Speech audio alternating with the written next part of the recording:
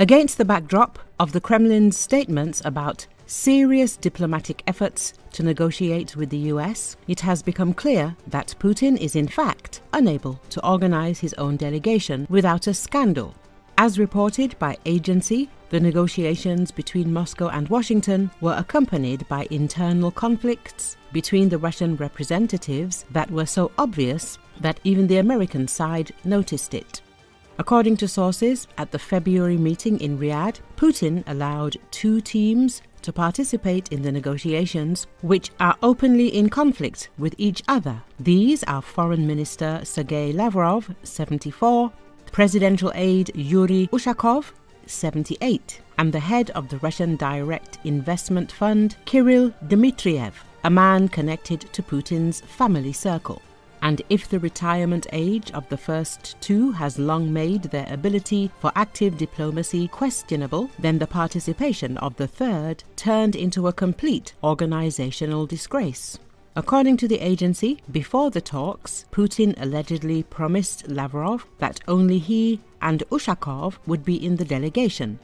But later, in a private conversation, he allowed Dmitriev to participate as well, without warning Lavrov. The result, a 3rd chair appeared at the meeting, causing real hysteria in the head of the Ministry of Foreign Affairs. Upon learning that it was intended for Dmitriev, Lavrov moved the chair away from the table and demonstratively refused to sit next to him, saying, "Let Vladimir Vladimirovich tell me about it himself." Later, during a break, when Lavrov left, Dmitriev took advantage of the moment and sat down at the table. When the minister returned and saw the unauthorized participation, it was awkward to swear.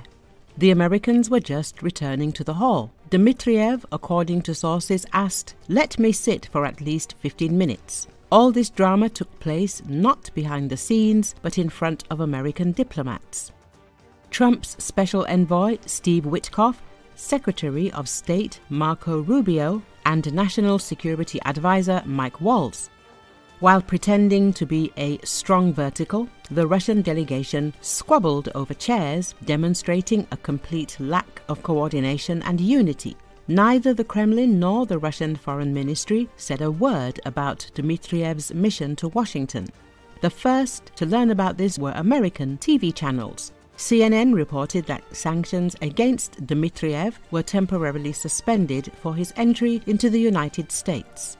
The meeting itself was confirmed by Reuters, but the details remained unknown. According to the agency's source, the entire Russian negotiation system is chaos and personal intrigue. Everyone goes to Putin one by one, and he tells everyone different things, so no one can formulate exactly what Russia wants, the source emphasized.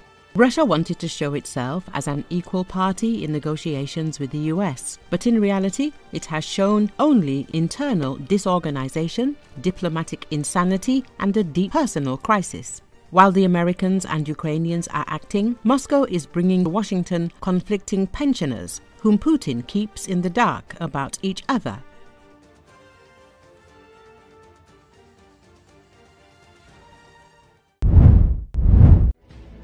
The fighters of the Special Forces, Azov, Brigade of the Ukrainian National Guard have repelled a large-scale offensive by the occupying Russian army near the city of Toretsk in the Donetsk region. The paratroopers of the occupying army, who were advancing on motorcycles in the front, followed by various armored combat vehicles, including tanks and armored personnel carriers, and buggies, were stopped by artillery and drone strikes. The Azov fighters destroyed the Russian soldiers who tried to get out of the vehicles and advance with shells fired from drones, and some of the vehicles with fire from tanks. As a result, the next offensive of the Russian army, which suffered heavy losses, was aborted. Although a group of surviving Russian soldiers tried to take positions in nearby buildings, they were unable to do so and were detected and destroyed by drones.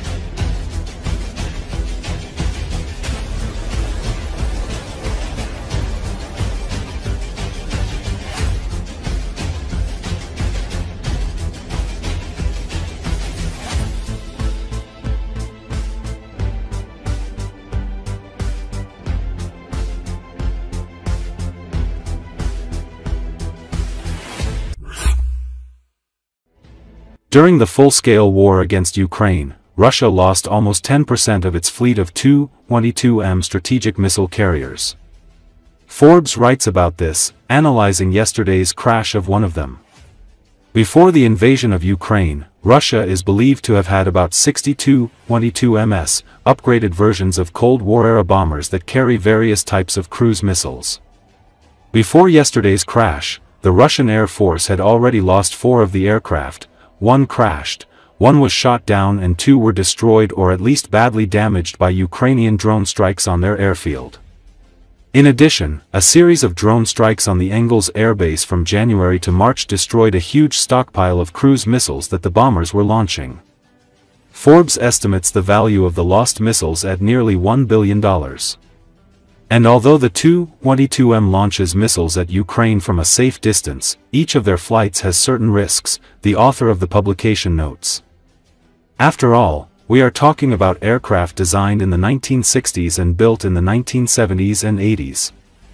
The Kh-22 missiles, although still being manufactured, were also designed in the 1960s. Nothing is more exciting than flying an ancient rocket containing 4 tons of hypergolic fuel, joked aviation expert Bill Sweetman. At the same time, Forbes acknowledges that the loss of 5 Tu-22MS in more than 3 years of full-scale war will not affect its course in any way. The Russians still have enough surviving Tu-22MS and other types of bombers, such as the Tu-95 and Tu-160, to bomb Ukraine in the foreseeable future. As reported, a Tu-22M3 strategic bomber missile carrier crashed in Russia the day before. According to available information, the plane crashed in the Irkutsk region. There were 4 crew members on board. It seems that all the pilots were able to eject, but one of them still died. The causes of the accident are not known. Military expert Mikhail Zyrakov noted that we are talking about fairly old aircraft that have some technical problems during almost every flight. The general public is almost unaware of this.